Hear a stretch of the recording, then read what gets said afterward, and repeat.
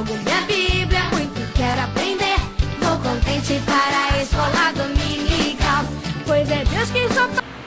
Saúdos, queridos internautas, com a doce e gloriosa paz de nosso Senhor e Salvador Jesus Cristo. Olha, já estamos na quinta lição, lição 5. Membros da família de Deus. Esta lição é importante, é uma lição que nós, professores, professoras e internautas, nós vamos entender como nós podemos fazer parte da família de Deus. É outra lição que o trem vai pegar. Olha, gente, me perdoe aí quem está ficando magoado aí pelas verdades que são ditas aqui neste canal. Mas há alguns requisitos para que você possa fazer parte da família de Deus. E a família de Deus é aquela família que vai morar no céu. Eu quero de coração agradecer a todos que têm compartilhado, que têm curtido, que têm feito seus comentários e que têm aí dado um joinha, gostei. Você pode, gostei, não gostei, pode colocar não gostei, não tem problema. Muito obrigado a todos internautas que acompanham, né? Aqui, professor Ademar da Silva Santos. Sou da cidade de Naviraí, Mato Grosso do Sul. Então nós vamos estar vendo aí a lição que vai falar aí sobre os membros da família de Deus. O primeiro objetivo, no primeiro ponto da lição, apresentar a posição de Israel diante de Deus. Então eu vou estar falando sobre discriminação entre judeus e gentios. Também vou falar de pastores, de professores de escola dominical, de pessoas que são intituladas de cristão e discriminam as pessoas. Então, você precisa estar aí para que nós possamos juntos não discriminar mais ninguém. No ponto 2, eu vou explicar como o sacrifício de Cristo nos trouxe a paz. Quer dizer, vou falar sobre a inimizade que havia entre nós e Deus por causa do pecado, e Jesus Cristo nos uniu para que nos tornasse aí participante dos céus.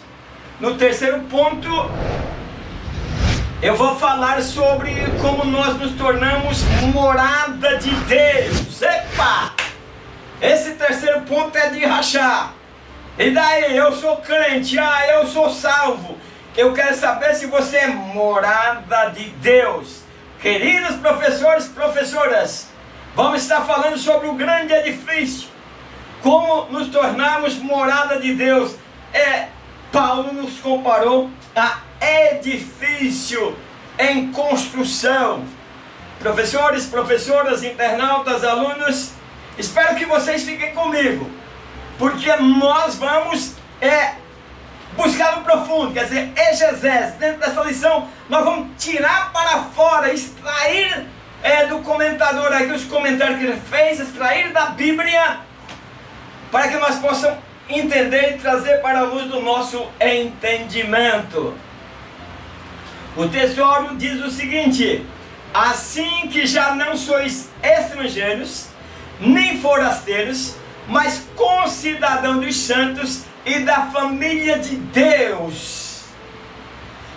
A verdade aplicada, a verdade que nós vamos aplicar. O perfeito sacrifício de Jesus Cristo resultou em reconciliação com Deus e permitiu que nós nos tornássemos membros de sua família. A verdade está dizendo, meus queridos internautas que estão me acompanhando, a verdade prática, ela já traz aí o que nós vamos estar colocando como verdade. A verdade que nós vamos aplicar. Vamos falar sobre o perfeito sacrifício que permitiu que nós agora fôssemos filhos de Deus pertencentes à sua família. O texto de referência está em Efésios capítulo 2, né? Vai até o versículo 13, né? Então, Paulo pregando ali, estando preso, mas com sua carta aos Efésios, ele dizia: portanto, lembrai de que vós no outro tempo, eram gentios que naquele tempo estavam sem Cristo, estranhos aos concertos da promessa, não tendo esperança e sem Deus no mundo. É o que nós estamos acontecendo hoje. Não é porque eu sou crente, porque eu pertenço a uma igreja, que eu estou com Deus. Vou estar falando sobre isso.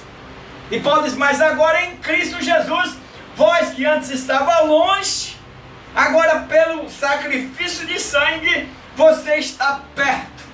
E ele derribou a parede de separação e de ambos os povos fez um. Quer dizer, derrubando aí a parede de separação que estava em nosso meio. A introdução diz o seguinte: após sua brilhante exposição sobre a doutrina da salvação, Paulo agora trata acerca da condição dos gentios antes de Cristo e revela como Cristo desfez as barreiras que havia entre judeus e gentios naquele tempo. Então, meus queridos professores, professoras que me acompanham, fique comigo. Internauta, compartilhe a lição. Eu tenho pessoas que às vezes tem lição que ele assiste 1, 2, 3 vezes. Eu fico feliz por isso. Mas nós hoje vamos falar de uma família que vai morar no céu.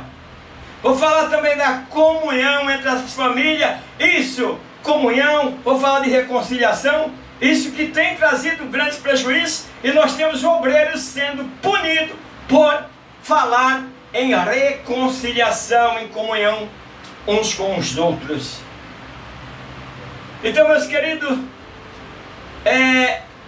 os internautas, todos que estão me acompanhando, eu vou deixar para a próxima semana, vou mandar um grande abraço a todos vocês, mas no geral, quero abraçar cada um de vocês e dizer da minha felicidade de quando entro ali no meu canal e vejo vocês comentando, a satisfação de vocês, isso me deixa muito feliz. Na próxima semana eu estarei enviando um grande abraço a cada um de vocês que tem orado por mim, que tem feito seus comentários. Que Deus abençoe vocês grandemente. O ponto 1 diz o seguinte: um novo povo formado por Deus.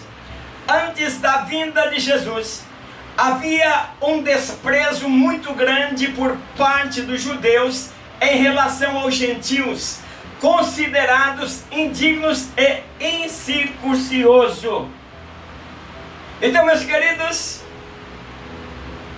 antes da vinda de Cristo, os judeus faziam uma discriminação tremenda.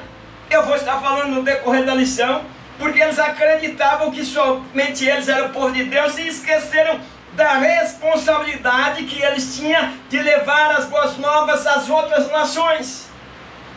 E daí firmado no pacto de Abraão, que era a circuncisão, e os gentios, por exemplo, não conheciam a Deus, por não conhecer a Deus também naquela época, não cumpria a lei da circuncisão, que uma hora eu vou estar explicando detalhadamente o que é circuncisão, para que vocês possam entender. Talvez eu possa ter muitas crianças aí assistindo o meu canal, e por isso eu não vou estar explicando agora.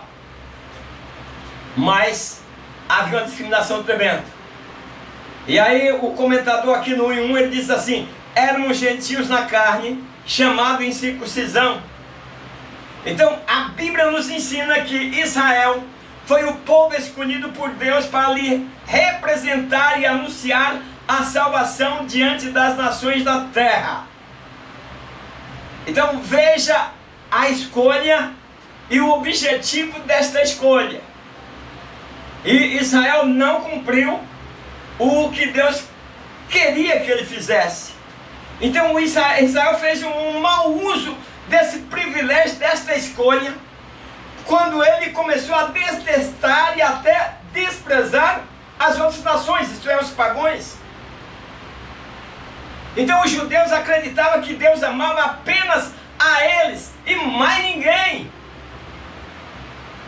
Mas muitos de nós, muitos cristãos, acham que ele está debaixo de uma proteção de Deus e que nada vai acontecer com ele, mesmo ele, por exemplo, preocupado mais somente consigo mesmo. Não está nem aí para a salvação dos outros. E aí diz: eu sou escolhido. A escolha tem um objetivo. Falei sobre escolha e eleição nas lições passadas. Então, os judeus, eles diziam que os gentios haviam sido criados para ser combustível para o fogo do inferno, que Deus já tinha criado para a condenação. É como quando nós olhamos para o irmão e dizemos assim: irmão, não tem jeito. Eu já vi irmãos que peca, desvia, volta, peca, desvia, volta, peca, desvia, volta. E aí as pessoas dizem: não, esse aí não tem jeito não. Engano seu, ele está numa guerra contra Satanás. Ele não quer pecar, mas a sua fraqueza, ele cai, ele volta para a igreja, que ele quer ficar ao lado de Jesus. Entendam isso. E quando você vê pessoas nessas situações, comece a orar, a chorar por ela, porque ela quer ficar ao lado de Jesus, mas escravizado por algo, ou vício, ou vício de cigarro, ou bebida, ou sexo, ou outro vício, ele é fraco. Ele corre para Jesus, se alegra, mas quando chega aqui, cai de novo. Ore por ele. Ele está tentando acertar. Então, até a vinda de Cristo, os gentios eram um objeto de desprezo para os judeus. Por exemplo, um rapaz judeu que se engraçasse com uma moça não judia, e aí casasse com ela, um rapaz ou uma moça, vice-versa, com um outro, aí casasse, então Israel fazia um enterro simbólico, dizendo que ele tinha morrido e que ele estava separado de Deus. É quando nós falamos, meus queridos internautas, professores, sobre pré-julgar. A Bíblia diz: não julgueis pela aparência, mas pela reta justiça. A justiça é a Bíblia. Você olha a luz da Bíblia e aí você vai dizer: meu irmão, você não está caminhando bem, meu irmão, você precisa consertar, meu irmão, você não pode fazer assim, porque nós somos uma família de Deus, e nós sendo a família de Deus, nós precisamos viver em comunhão e procurar não errar tanto como estamos errando nesses últimos dias. Então, e quando a mulher que não era cristão, mas estava casado com os judeus, mesmo casado com os judeus, ela na hora do parto, era proibido pelos judeus, veja a discriminação, para prestar um atendimento durante o nascimento desta criança, porque significava a vinda de mais um profano, de mais um gentil ao mundo. E aí, o povo judeu acreditava que o contato com o gentil era semelhante à morte. Não tem pessoas que têm nojo de outras pessoas? Aí eu não aguento ver ela. Aí isso me dá nojo quando eu vejo ela. É fulano que está na igreja hoje, eu nem vou na igreja que eu não aguento olhar para aquela pessoa. Você está discriminando, você está vivendo separado de Deus. É isso, queridos professores e professoras, que nós temos que mostrar para os nossos alunos, para aqueles que estão nos acompanhando, para aqueles que estão na escola conosco, mostrando que quando nós discriminamos, nós nos separamos de Deus. Eu sei o que é discriminação. Já chorei por ser discriminado? Meus queridos, a gente vai crescendo, mas a gente sofre. A discriminação é terrível. 1.2 diz assim: éramos sem Cristo e sem esperança. Existem momentos que essa palavra é muito apropriada em nossas vidas.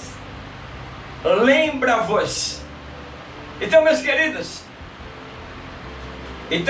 éramos sem Cristo e sem esperança. Faz uma retrospectiva aí, lembra do teu estado antes de aceitar Jesus. E agora que você aceitou Jesus, passou pelo novo nascimento, agora você precisa lembrar que no outro tempo você era gentil na carne, e lá para os judeus chamado de incircuncioso. Então você não fazia parte da incircuncisão. Então aí você era chamado aí de uma pessoa que não pertencia ao reino de Deus. Paulo falou sobre isso ali em Efésios 2:11. Ele diz: portanto, lembrai-vos de que vós no outro tempo eram gentios na carne e chamados incircuncisão pelo que na carne se chama circuncisão feita pela mão dos homens. Então, meus queridos, a situação dos gentios, daqueles que não eram judeus naquele tempo, que estavam sem Cristo, sem amigos, sem esperança e sem Deus, é comparada ao que vivemos hoje. Então, quando você não faz parte dessa aliança da família de Deus, você também vive essa desesperança. Mas os judeus que colocavam toda essa desesperança aos gentios quando eles tinham que levar a verdade. Quando você está criticando o irmão porque o irmão está agindo como pessoa não espiritual, é obrigação sua, meu querido irmão, obreiros, não de ir lá pegar para o pastor e ficar não sei quantos minutos com o pastor delatando aquele irmão, delatando. Não, senhor, a obrigação sua é abraçar, é conduzir aquela pessoa que você está achando que está sem Cristo, está agindo conforme o mundo, conduzi-lo para que ele volte à esperança da salvação e se comporte como um verdadeiro filho de Deus. Então, meus queridos, o conhecimento do Deus verdadeiro era acessível aos homens, mas os judeus fecharam a porta para que eles também não conhecessem, quer dizer, deixaram de fazer sua obrigação. O 1.3 diz assim: éramos estranhos às alianças da promessa e sem Deus no mundo. Paulo continua sua exposição sobre a situação dos gentios, dizendo que estavam separados da comunidade de Israel e estranhos aos concertos da promessa. Claro que nós sabemos que nós passamos como gentios, como pecadores, muito tempo estranhos aos concertos. Pois a promessa fundamental feita por Deus a Abraão abrangeria todas as famílias da terra e os judeus não compreendiam isso. Como tem gente que acha que pessoas são predestinadas, falei na outra lição passada, ou atrasada, não sei, sobre predestinação, acho que a pessoa é predestinada à salvação ou à condenação. Não, a promessa abraâmica, ela abrangeria todas as famílias da terra. Então, meus queridos professores e professoras, Israel era o povo da aliança, a qual era acompanhado de promessas específicas para este povo.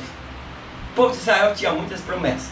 Então, os vários pactos que Deus estabeleceu com Israel giravam em torno da grande promessa da vinda do Messias. O pacto abraâmico, o pacto mosaico e o pacto davídico. Então, meus queridos, os outros povos não tinham conhecimento desses pactos. E aí eles viviam envolvidos com muitos deuses e muitos senhores. Então é por isso que Deus ordenou que a nação de Israel fosse bênção a todas as nações, conforme está escrito na sua palavra. O 2 diz assim: a unidade do corpo de Cristo. A realidade retratada no tópico anterior, referente à aliança e aos pactos acompanhados das leis cerimoniais, constituíam uma parede de separação entre judeus e gentios. Efésios 2:14. Então, meus queridos, inclusive o próprio templo em Jerusalém retratava essa separação. Se gentios entrassem no templo, o templo era considerado que um profano entrou lá profanando o templo. E aí havia essa inimizade: olha, você não pode entrar aqui. Se fechava a porta para os gentios quando eles deveriam anunciar a grandeza das promessas de Deus. E você pensa, queridos professores, professoras, internautas, tem muitas igrejas que você não cabe mais naquela igreja. Porque, como eu disse, dos ditadores, que você tem que rezar na cartilha dele. Não é a Bíblia que você tem que ler, não é a Bíblia que você tem que aprender, viver por ela e ensinar, mas você tem que estar de acordo com a cartilha do imperador, como eu disse na lição passada do pastor. Ah, pastor, pare com isso. Não adianta você ser uma pessoa enérgica, querer que a palavra se cumpra, querer que a palavra seja obedecida e você viver segundo o mundo. Você apenas fala, mas você não vive aquilo. Você precisa realmente viver. Você precisa realmente ter coragem de abraçar alguém para perdoar, para reconciliar. Eu digo que Deus tem me guardado, eu não tenho mágoa no meu coração, eu tenho coragem. Não se iluda, não confunda, não tenho mágoa, não me confunda. Em mim você não vai encontrar covardia. Sim, Senhor, eu tenho que fazer assim. Farei muitas coisas para obedecer a minha liderança. Então, meus queridos, Cristo tirou a inimizade. Entre nós não deve haver inimizade. Cristo nos reconciliou com Deus. E agora nós vivendo inimigo. Ah, você não pode ir na casa de fulano de jeito nenhum.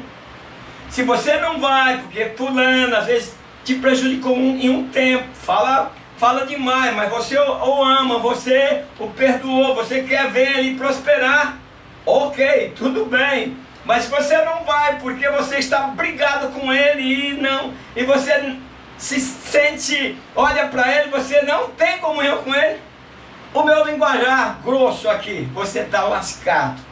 Jesus vem, você vai ficar, seja você que grau que você tiver, se você for obreiro, cooperador, apenas membro da igreja, diácono, pastor, evangelista, não tem grande para Deus. Eu disse esses dias que não existe nem grande e nem pequeno. Para Deus não existe nem grande nem pequeno, porque não somos pequenos, porque Deus é grande. E não somos grandes porque grande é Deus. 2:1 diz, estávamos longe, chegamos perto. A obra expiatória realizada por Jesus Cristo pôs um ponto final nas divergências sociais, culturais e religiosas entre judeus e gentios. E Paulo usa duas palavras para explicar esse contraste: longe e perto. Querido irmão, querido professor de escola dominical, pastor. Muitos pastores não gostam do meu ensino, mas eu amo os pastores. Sei que a Bíblia diz que ele vela pelas nossas almas, ele trabalha, ele busca. Aquele pastor que não quebra a canela das ovelhas, mas aquele pastor que cuida das ovelhas. A ovelha está triste, ele vai atrás. A ovelha se perdeu, não acha a ovelha, procura na igreja. Pastores, você tem que olhar na igreja assim. É igual eu, como professor de escola dominical, eu olho, faltou fulano. Eu vou ligar para ele, eu vou passar um WhatsApp para ele. Quer saber o que está acontecendo? Mondemar, não gostei de tal maneira que você fez. Me dá um abraço aqui, meu irmão. Me perdoa então. Aí vamos prosseguindo para o céu, meus queridos. Nós não vamos nos comportando como os gentios, mas agora comportamos como pessoas, nova criatura. E aí, por exemplo, eu considero esses pastores. O pastor que pega a ovelha e joga no ombro. Isso sim. Esse eu considero como realmente pastor que Deus colocou, deu uns para pastores. Mas tem uns que estão aí que Deus deu eles para pastor, depois ele inverteu a coisa e passou a dizer que tu tem que rezar na cartilha dele, senão tu não prospera no ministério. Tu não vai a lugar nenhum. Se tu quer ser, alcançar degrau no ministério, tem que ser através do famoso ditado, lambe-botas. Então, meus queridos, não é isso que devemos fazer. Então nós estávamos longe, agora chegamos perto. A situação do povo gentil era semelhante à de um navegante, uma pessoa que estava sem bússola para guiar, flutuava em um navio sem leme à noite, sem estrela no céu, no meio do mar, vem uma tempestade e eles estão longe do porto. Essa era uma realidade tanto literal quanto espiritual do povo gentil. Mas agora, meus queridos, essa também era a nossa realidade. Só que agora nós estamos perto, pela fé em Cristo, tudo mudou. Todos aqueles a quem o Evangelho é pregado têm a oportunidade de se aproximar. É por isso que Jesus decide pregar o Evangelho. Não adianta você pregar o evangelho e despregar com a sua vida. Não adianta você dizer que Deus é amor e você não tem amor. Porque se Deus é amor, Ele diz que nós precisamos amar uns aos outros como Ele amou. Ele não estava preocupado com o que viria em troca. O que Ele esperava lá na frente, a grande tragédia era a cruz. Se eu amo os que me amam, que recompensa eu tenho nisso? Eu preciso amar aqueles que falam mal de mim. Eu preciso amar aqueles que não me querem no meio deles. Então, meus queridos, o nosso antes incluía estar separado de Deus. Agora, hoje, inclui estarmos salvos pela graça. O 2:2 diz assim: estávamos sem reconciliação e alcançamos a paz. Jesus Cristo, em seu anúncio de boas novas, trouxe a paz de Deus aos corações perturbados do homem. Então, meus queridos, qual paz que nós estamos falando? De que paz estamos falando, pastores? De que paz estamos falando, professores de escola dominical? De qual paz? Eu estou falando da paz que excede todo entendimento, que guardará os vossos corações e os vossos pensamentos em Cristo Jesus. Então, meus queridos, Jesus disse: eu não estou falando, e nós aqui não estamos falando de uma paz que o mundo dá, mas a paz que transforma o homem ao se reconciliar com Deus. É por isso que somos sempre morados do Espírito Santo. Então a obra de Jesus Cristo na cruz do Calvário não apenas concedeu a paz entre Deus e nós, mas também estabeleceu a paz entre os dois povos, gentios e judeus. Nós, agora, através da aceitação em Jesus, tornamos a família de Deus. E o pecador, quando aceita o Evangelho, ele se torna também família de Deus. Então, dessa maneira e pelo sangue, agora todos os crentes são transformados em um único povo, em um único corpo. Então, meus queridos, sai uma ferida aqui, vamos passar remédio, vamos ver o que nós fazemos, porque essa ferida não pode continuar. O meu braço faz parte do corpo. Agora eu brigo com um, brigo com o outro. São feridas que eu estou fazendo no corpo de Cristo e quero pertencer ao corpo de Cristo. Então aí nós estamos separados do corpo de Cristo e deixados para viver conforme o mundo.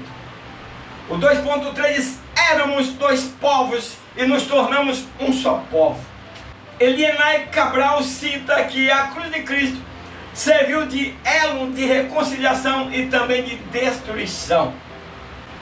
Se você rejeita a cruz, você por si mesmo se destrói.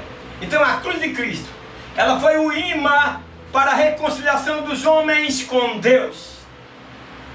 Ela foi o símbolo de morte e destruição das inimizades existentes entre Deus e os homens. Então, meus queridos, no templo antigo havia uma parede que separava os judeus dos gentios, onde um gentio era proibido de avançar. Até aqui você pode chegar, agora você não pode avançar mais. O diabo nos proibia de avançarmos os degraus da fé, o degrau da espiritualidade, mas quando nós aceitamos a Jesus, essa parede saiu e nós podemos avançar até o céu. Então agora em Cristo não existe mais parede nem templo. Hoje somos todos iguais diante de Deus. O que você está pensando? Oh, eu sou pastor, eu sou um diácono, eu sou um presbítero, tem que respeitar que eu sou presbítero. Ande conforme a palavra de Deus e a graça vai superabundar na tua vida. Então, meus queridos, nós não estamos diferentes, nós somos todos iguais, não há grande nem pequeno, como eu falei. Então, pela graça nos tornamos filhos de Deus. E agora nós juntos somos herdeiros com Cristo, né? Com o povo santo de Deus e membros de sua grande família. Você não tem alegria em saber que você pertence à família de Cristo? O 3 diz: o edifício de Deus. Já não somos mais estrangeiros em terra distante. Agora nós estamos perto, agora nós estamos ao lado de Jesus. Agora Jesus vive em nós. Então Cristo nos tornou cidadão de seu reino e membros da sua família, isto é, da família de Deus. Paulo, ele compara a igreja como um grande edifício que cresce a cada dia, e a cada dia é edificado. Tem muitas igrejas que estão crescendo, eu não sei nem como dizer, uns dizem andando igual caranguejo, anda para trás, eu não fiz essa observação, mas estão crescendo para baixo, mas estão crescendo de forma errada. O 3.1 diz assim: o fundamento dos apóstolos e profetas. A obra de Jesus Cristo não apenas reconciliou o homem com Deus, e ela pegou dos dois povos, fez um, e agora reúne em um projeto. E esse projeto é chamado de edifício, que é a congregação dos santos. Lembra aí? Santos é separado do pecado, separado da inveja, separado da intriga. Se você está vivendo isso, você não faz parte desse edifício. Você não é tijolo nesse edifício. Você pode ser aquele entulho que a gente joga para lá nas construções. Então, meus queridos, congregação dos santos, congregação dos justos. Justo, o que é e como conhecemos hoje como igreja. E o que é justo, você sabe, professor, professora, pessoas que me acompanham, o que é justo? Justo, meus queridos, fala de moral, fala de comportamento. É quem julga ou se comporta imparcialmente. É como uma casa santa completamente edificada na rocha e pedra angular que é Cristo. 3:2 diz assim: nossa posição no edifício de Deus. Para ilustrar nossa posição em Deus, Paulo usa a figura de um edifício. Pensa a igreja como uma parte de um grande edifício, e cada cristão como uma pedra viva no serviço da igreja. Não mata, não delata, ama, abraça. Nós somos cheios de obreiros que vivem procurando, ouvindo conversa para ir falar com o pastor. Pastor, põe esse camarada de joelho, pastor. Aí você põe ele de joelho, ele começa a orar, e aí ele diz: olha, aí você pega e diz: irmão, só para quando eu der amém. Aí você sai de fininho, vai fazer as suas tarefas, deixa lá de joelho.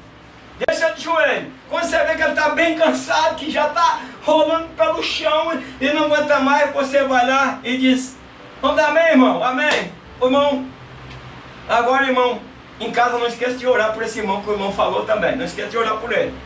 Não faça nenhuma acusação. Ele vai parar de delatar. Paulo nos apresenta a igreja como um edifício que cresce dia a dia, indicando assim uma construção progressiva e contínua. Como está a tua igreja, pastor? Como está a tua escola dominical? Professor e professora, professores e professoras, como está a escola dominical de vocês? Crescendo a cada dia ou minguando a cada dia? Se estiver minguando, diminuindo, repense no trabalho. 3:3 diz: morada de Deus em espírito. Nossa posição em Deus é digna de nota. Como gentios, estávamos totalmente fora de qualquer promessa da parte de Deus. A expiação de Cristo tornou possível a nossa entrada ao templo. Ele nos tornou seu próprio templo, pois agora nós somos morada de Deus, somos sua habitação, através do seu Espírito Santo em nós. Porque ele escreveu dessa forma, dizendo: eu não sabia que o vosso corpo é templo do Espírito Santo que habita em vós, proveniente de Deus, e que não sois de vós mesmo.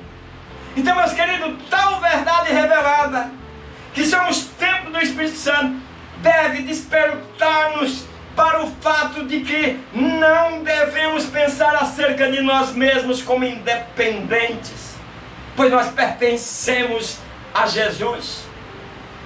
Independente, como se estivéssemos plenos direitos sobre o que fazer com o nosso corpo, como muitos gostam de expressar. Então, se o nosso corpo é morada do Espírito Santo, eu preciso me comportar de tal maneira que o Espírito Santo não entristeça. Eu não posso vestir, não estou dando doutrina, estou falando. Quem quer ser morada do Espírito Santo, como pode se comportar? Eu não posso vestir uma sainha mostrando aqui os meus fundos. Também não sou mulher, né? Mas a mulher não deveria fazer isso quando ela é templo e morada do Espírito Santo. O homem deve ver como se proceder. A mulher deve ver como proceder. Como está o templo de Deus? Quando alguém olha para o templo de Deus, que reflexão tem desse templo de Deus? Eu vi uma jovem há poucos dias e ela estava trajada de uma maneira que onde ela passasse, os homens passavam acompanhando, sendo atração sexual para os imundos, para aqueles que só pensam nas coisas do mundo. Cuidado com o templo de Deus, como você vai comportar. Conclusão: Cristo morreu para reconciliar consigo mesmo toda a humanidade. O resultado é que não somos mais estrangeiros, mas sim cidadão do reino sobre o qual o Senhor reina. Somos a família que Ele ama e o templo em que Ele habita. Que Deus abençoe a todos vocês, meus queridos internautas. Eu espero vocês para a próxima lição, que é a revelação do mistério chamado igreja. Anuncie a outros e até a próxima aula, na paz do Senhor. Amém.